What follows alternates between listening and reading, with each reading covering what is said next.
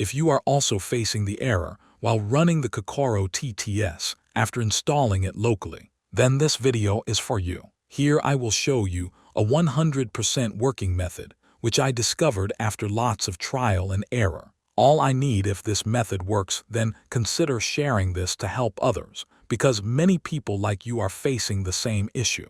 Now here's what 90% of you will see. Error. Source not found, eSpeak not configured, something cryptic. Don't panic. Here's the fix that works every time. Go back to that espeak-ng.msi file. Double-click it again.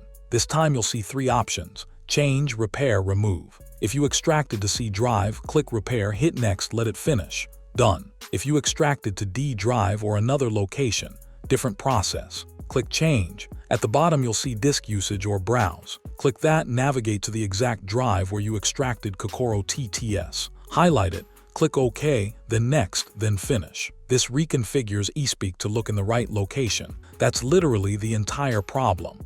File path mismatch. Now run.bat again as administrator. Boom, it works. Okay, that's it guys. If it works for you, like the video and share to help others. Or if it doesn't, let me know in the comments. I will try to help you.